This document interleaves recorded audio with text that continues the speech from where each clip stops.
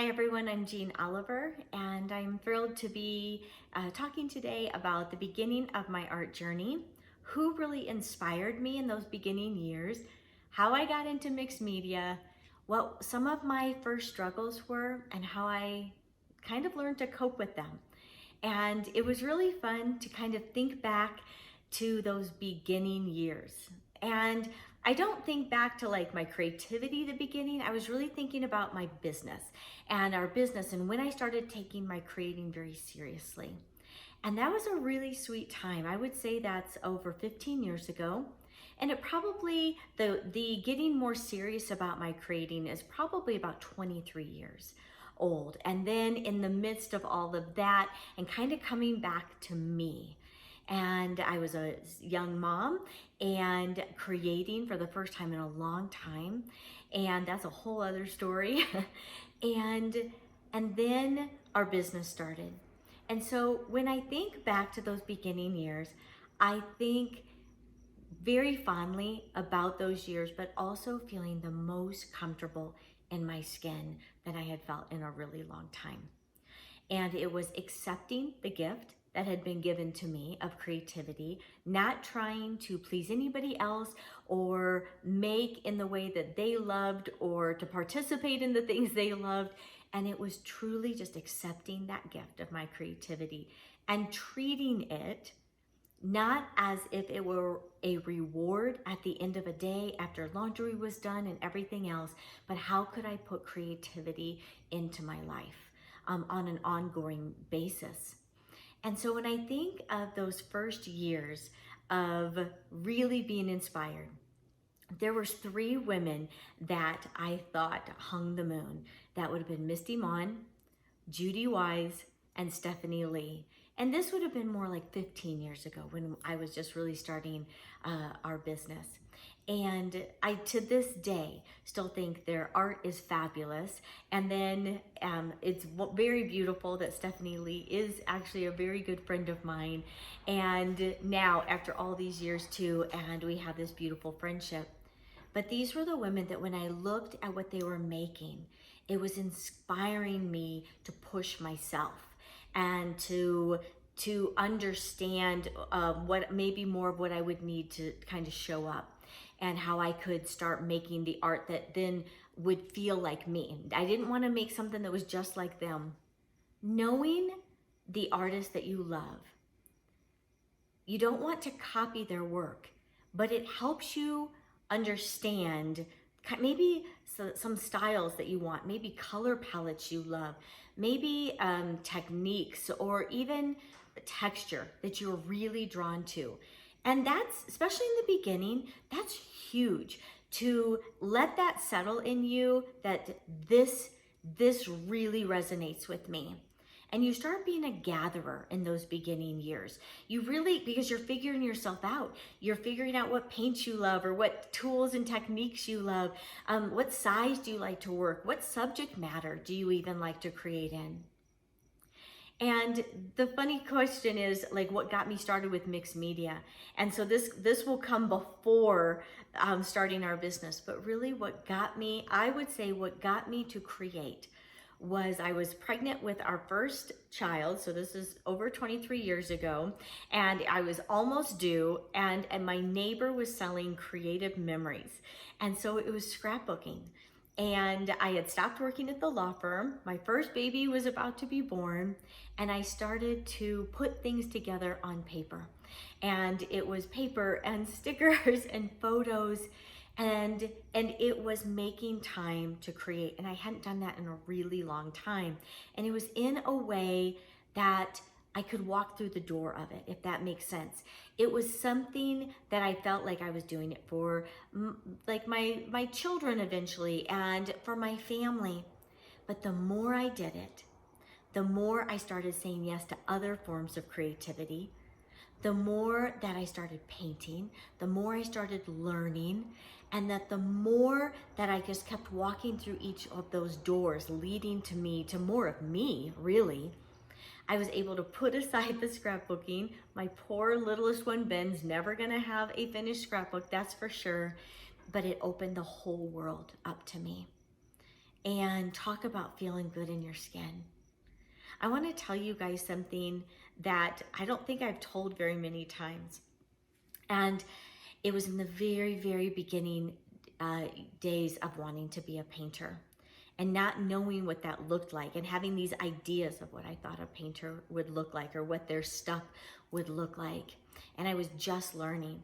And I remember I set up something in like my workspace, and I had something I was creating as a palette, and I was putting paint on it.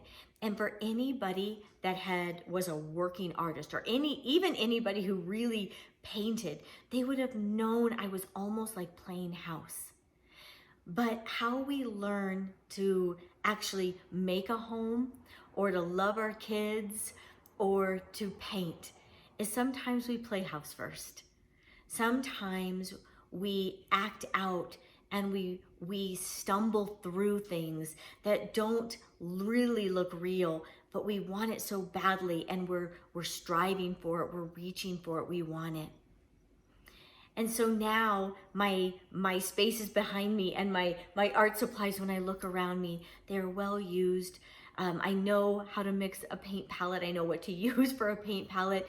I remember those first years, so many years ago, walking through Dick Blick and going through aisle after aisle and really not knowing what most things are for.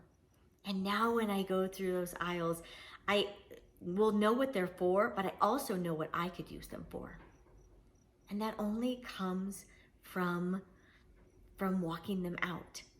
Not just talking about things, but doing them, and doing them poorly, making bad art, being okay with making bad art, being okay with trying new things and hating it, or trying new things and failing, or trying new things and it inspiring you to keep going.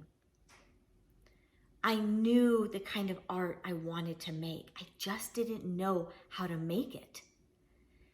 And that was only going to come from learning and practicing and making bad art. One of the questions is, what were some of those struggles in the beginning years, and how did I cope with them? I think for me, one of the biggest struggles was blending all the things that I wanted with my whole heart. And so I wanted to have a family, and I wanted to be a good mom, and I wanted a beautiful home, and I wanted to take care of myself, and I wanted to be an artist. And then as things were growing in our business and my creativity was growing, it was constantly having to like readjust things, so that I was still honoring like my kids and my marriage and our home and me. And so one of the biggest takeaways, and I mentioned this earlier in the video, but really one of the biggest takeaways from me was to not allow art to be a reward, that it didn't just come when all the laundry was done. Sometimes when you're a mom of young ones, it really does come at the end of the day when your kids are in bed. But if I had been saving art just for when the laundry was completed and the house was perfect and all those other things were done, all the weeds are pulled, you know your list, I know my list, and I'm telling you, your art was given to you. So because you're makers, you're creatives. If you are a maker, you have to live like you are one, which means it has to be woven throughout our day. And it cannot be a reward system. It is like oxygen, right? It is a part of who you are and how you've been made. And so my biggest struggle was, how do I fit it into my life and not treat it like a reward? How do I make sure that the things in my life that are important, that I'm structuring my whole day around that? So whether it's me doing my quiet time in the morning, me doing my walks every day, whether it is time in the garden, whether it's time with my children or a date night with Kelly, whether it's getting into my studio and just playing, all the things that make life beautiful, am I doing them each day in the midst of the things that need to be done also? And I think it is a struggle. it's a struggle even to this day.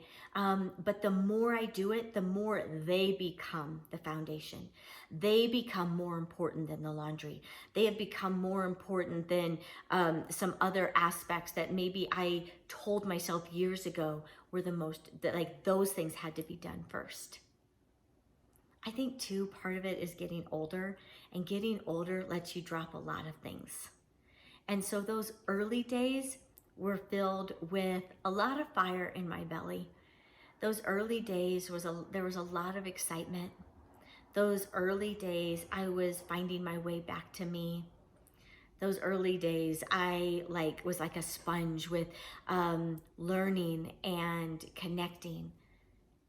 But the more that I started walking it out and not just learning something, but doing, not just talking about, but making, when I was able to honor my making and the ways that I find beauty throughout the day and incorporating them daily, not just as a reward, the more all these years later, I have a rest of knowing what my art looks like now, and knowing what supplies are, but then maybe unique ways I want to use them.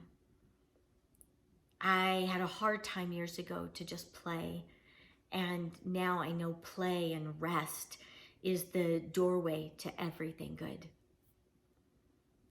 And I think one of the biggest takeaways too is I was worrying a long time ago that our business would somehow become a burden to my kids and to our family, and how would our kids look at those years when we were building this business and building my art, and even me figuring myself out.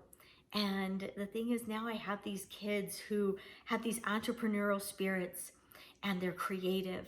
They know what hard work is, and they don't think that success just looks like one thing.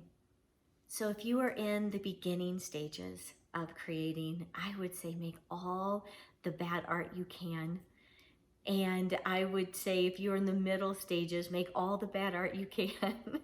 And if you are in, years and years of making art, like, it's okay to make bad art still. It's okay to play, and it's okay to try things new.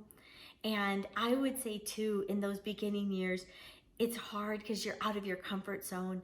And I would say the longer I've been an artist, the longer I've been a working artist, and we've had even this business, it's easy to stay in your comfort zone now, and to not stretch yourself, and to not keep learning, and to not want to make bad art. And I'm saying, like, at 51, getting out of my comfort zone is still, it was back then and it is now, it's still one of the number one ways for me to be a better artist, to be a better woman, to be a better mom and a friend, to get out of my comfort zone and to be open to what's next, to be open to new techniques, to be open to where my art may go, and that play really, and that's what being uncomfortable, if we're honest, like to just play without any plan, and to let it lead you and be okay with whatever that is. And so as much as those early years helped me find myself again, I'm now, like all these years later, also just at rest of who that person is and excited for the artist that she's going to be.